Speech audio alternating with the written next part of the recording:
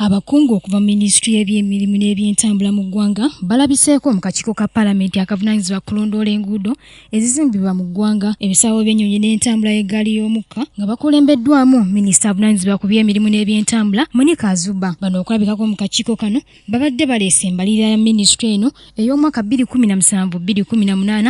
Akakiiko kano kasobole okugikubaganyako empawa n'okukola ennongoosereza mu mbalirira yaabwe ku nguudo ez'enjawulo ezisaanidde okufugirwako ensimbi n'ebirala. Wabula ebisinze okunokulwayo ababaka kakiiko kano y'engeri Ministry eno gye yatemyemu emiwendo egirina okusasula ku makubo kiyite road toll fee naddala ku ntambula ez'enjawulo, nga mu kino aba boodabooda n'aba taxi baakusasula $40 buli mwezi olw'okukozesa amakubo ag'enjawulo, ng'ate owa bbaasi waakusasula $20 buli mwezi. Ababaka Kyewalabye ng'ekigendereddwamu okunyigiriza omuntu wa wansi ng'era bagamba si kyabwenkanya. Tibaagala zino taxis ne boda bazigobe mu tawuni bayambe bano bananyini ba buses okukola sente.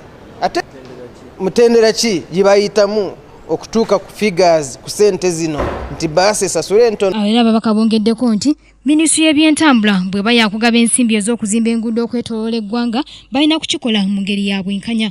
Kuba bagamba tali district esikulemye okusinga ku nnyinaayo, ng'era abantu okwetoloola eggwanga bali mu bwetaavu naddala obw'enguudo.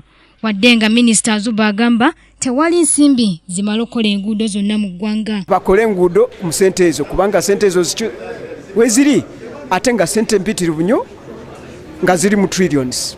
So batandikireko ezo ezinakola ki ezina banga balance ku sente ezo bazirete bazimbe enguudo endala ezo mu bifo ebirala na kusinga nnyo mu Northern Uganda ne Eastern Uganda kubanga olabira ddala nti balance teriiwo omu by'enguudo. Wabula abakira baagala wabeewo ennongoosereza mu ntambula y'ennyonyi y'eggwanga eya Uganda Airways, wadde nga Pulezidenti yasuubiza eggwanga nti yakuddamu okukola mu mwezi gw'okuna omwaka guno, ng'ababaka bagamba nti entambula eno yandisoose kuddizibwa bujja nga tennaba kutandika kkakkala mirimu gyayo, omuli okusooka okugikyusa erinnya lyayo ng'erina kuyitibwa Uganda Airways, bannayuganda okusobola okwenyumiriza mu ntambula yaabwe eno ey'ennyonyi. Waliwo amabanja agabanjibwa Uganda Air n'erinnya kizibu ku lukolesa kati, naye tusobole okufuna erinnya erirala ate erinamu n'eggwanga lyaffe Uganda, tubeere ne airline endala, oba tugiyita Airways oba tugiyita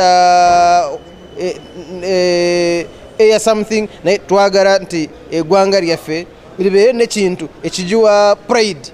Tubwobeeyo ogamba nti nflyinga Uganda Air. Jonita Mbabazi, KTV, amalindirire.